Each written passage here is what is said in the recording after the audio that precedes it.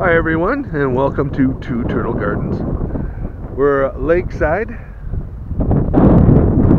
watching the waves roll in. It's a very windy day, if you can't already hear. The water's quite high.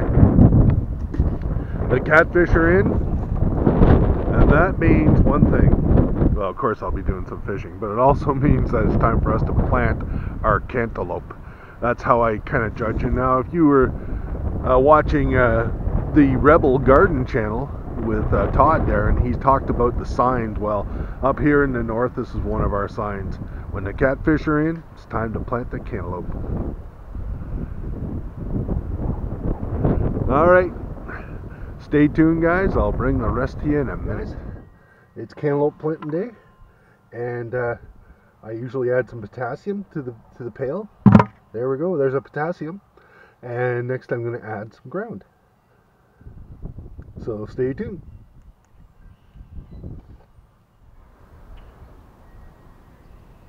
Okay, take 2 of planting your cantaloupe. We're having some problems. I had the camera get knocked over by... I've just put cattle manure down here, guys. Just simple cattle manure down here at the bottom.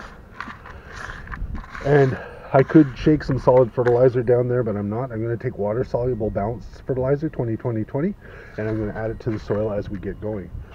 So this is just the fertilizer, the cow manure at the bottom. I'm just going to put plain old soil at the top. That's what's happening next.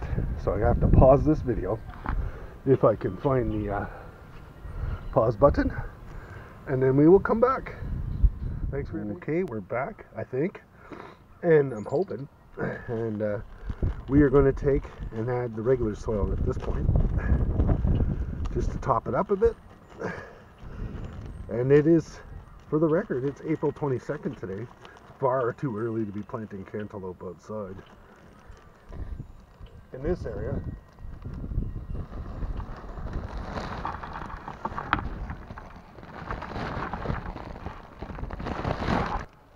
okay, we've added some more soil. I've had some camera issues knocking it over and everything. I don't have it really stabilized, so I'm just breaking up this soil right now, getting ready for the cantaloupe to get set in here. And oh, here comes my wife. Oh no, she's not. She heard me and she backed away. She's camera shy.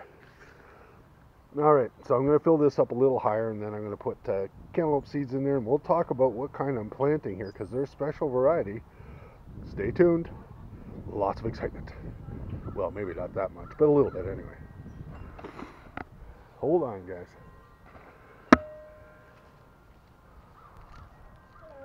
Hey guys, I told you I have a wife. Hi. You'll hardly ever see her though, she's very camera shy. It's long-winded Rob back here again. The wife is laughing over there while she's crocheting. I've got this Cershownski cob melon ready to go, I think, guys. The next thing I'm going to do, I don't think you need me to see this, but I'm going to take this out of the package.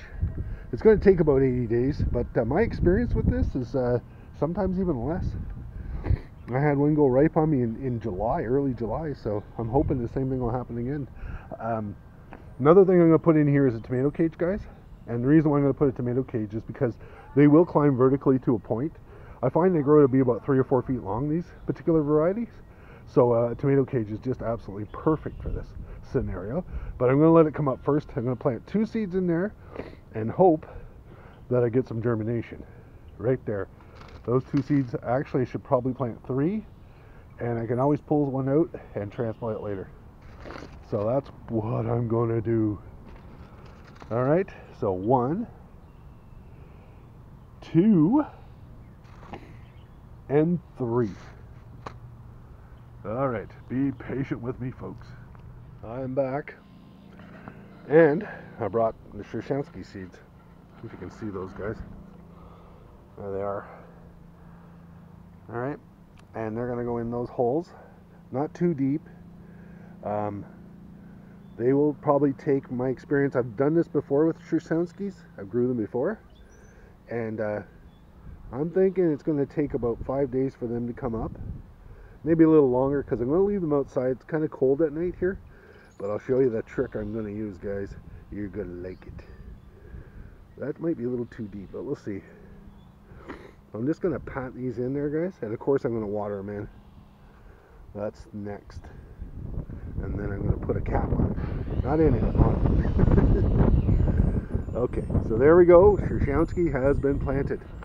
And you're probably wondering about these seeds. I'll tell you what I know. I've been told by the seed company that I purchased them from that the heritage comes from the Ukraine. And whenever people immigrated to our country, they brought with them those seeds. And they were isolated communities in Manitoba and Saskatchewan, so there was no real worries about contamination or anything from one family to the other. And the seed stock remained intact all these years. So I think what I might do is I might actually try and self-pollinate some of these seeds, and some of these plants I should say, and take the seeds from there because it's such a rare variety.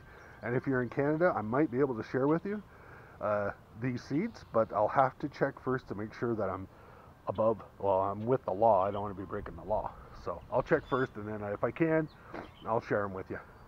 So in the video I said that I wasn't going to save these seeds, but they are kind of special. I think I will try and save a few seeds. So here we go with the watering.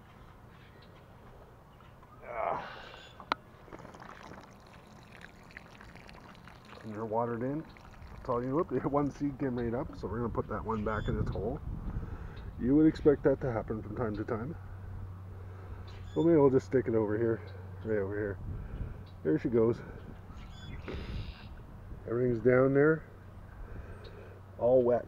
The next step is to put a frost cap on it, and I'm going to go find one and do just that. Bear with me, yet again, as soon as I find the...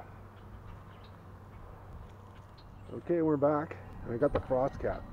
And you won't believe this, the frost cap pretty much fits perfectly, snugly around this pail.